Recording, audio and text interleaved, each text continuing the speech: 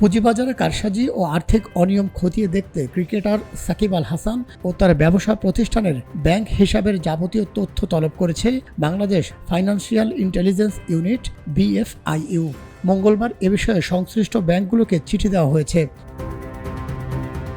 সাকিব ছাড়াও তার স্ত্রী উম্মে রোমান আহমেদ এবং আরও কয়েকজনের ব্যাংক হিসাবের তথ্য চেয়ে চিঠি দেয় BFIU।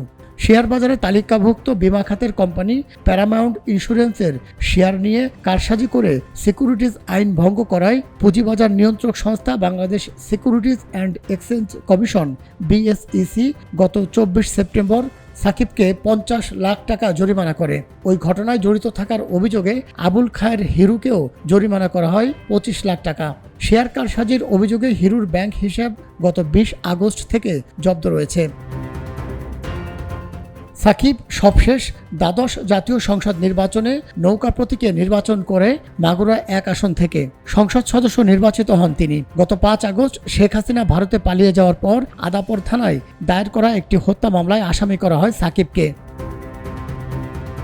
জাতীয় দলের সাবেক এই অধিনায়কের ব্যবসায় হাতেখড়ি রেস্টুরেন্টের মাধ্যমে এরপর ধীরে ধীরে পুঁজিবাজার, বিদ্যুৎ কেন্দ্র, প্রসাধনী, travels agency, hotel, event management, কাঁকড়া ও কুচের খামার সহ বিভিন্ন খাতে বিনিয়োগ করেন। সবশেষ যুক্ত হয় ফুটওয়্যার ও ই-কমার্স ব্যবসা।